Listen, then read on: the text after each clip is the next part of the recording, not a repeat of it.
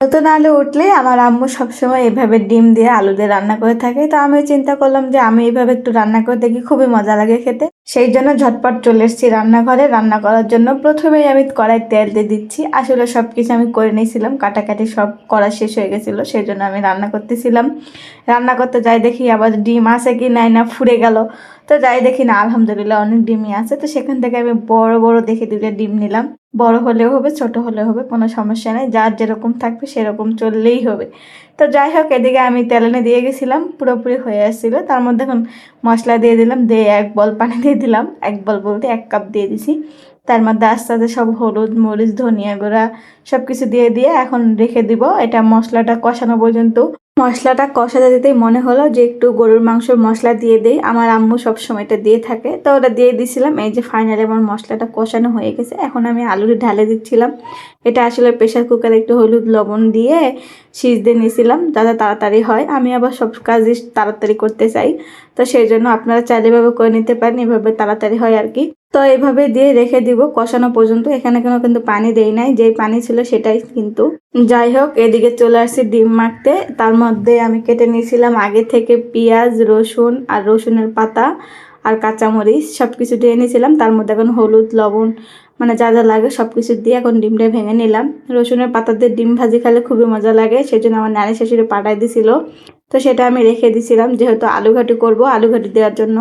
আলুর ঘাটি বা ডিমের ভাজি দিলে ভালো লাগে, তা আমি এভাবে দেই। তো এর মধ্যে আমার তাওয়াটা গরম হয়ে গেছিলো, তার মধ্যে আমি ডিমটি ছেড়ে দিলাম, দিয়ে সুন্দর করে মেলে দিচ্ছিলাম, মানে পুরোটাই বড় যেন হয় সেই জন্য আর কি। উল্টাবো সবার লাস্টে। তার মধ্যে এখন দিয়ে দিলাম ঢাকনা। ঢাকনা দিয়ে এদিকে দেখি আমার তরকারিটা প্রায় ঝোলটা টানে আসছে। তো চিন্তা করলাম খুরসুন দিয়ে একটু ভেঙে দিব, ভেঙে দিলে ভালো হয় আর কি, না ভেঙে দিলেও চলে, আমি ভেঙে দেই। তো খুরসুনে যতটা পারছি ততটা ভেঙে দিছি। ভাঙতে ভাঙতে আমার কিন্তু কষানো হয়ে গেছে।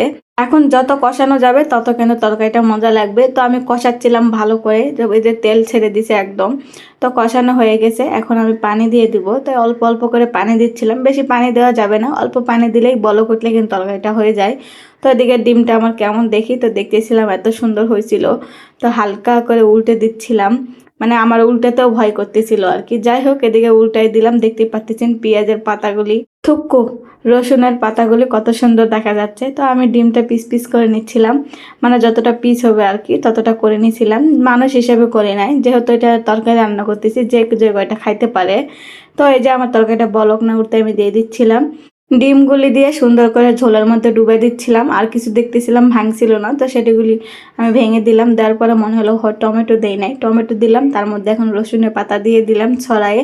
এখন ঢাকনাতে ঢেকে রেখে দিছিলাম। তারপরে দেখেন ফাইনালি আমার তরকারিটা কত সুন্দর হয়েছে। আলহামদুলিল্লাহ আলহামদুলিল্লাহ, আল্লাহ যা করে ভালোর জন্য করে। আমার আম্মু এভাবে রান্না করে, তো সেটা দেখে শেখানো। তো আমার তো জিভের মধ্যে পানি চলে আসছিল, তো আমি গরম ভাত নিয়ে বসে পড়েছি যে কখন আমি খাবো। তো যাই হোক, খেতে তো হবেই, খাওয়ার জন্য রান্না করছি, যেহেতু আমার মায়ের হাতের রান্না এটা, আমি রান্না করছি নিজে, খেতে তো ভালো হবেই। বিসমিল্লাহ করে মেখে নিচ্ছিলাম। আর আমার টমেটো খুবই পছন্দ তরকারি, সেই জন্য আমি টমেটো বেছে বেছে নিয়েছিলাম। কেমন হলো অবশ্যই জানাবেন। আসসালামু আলাইকুম।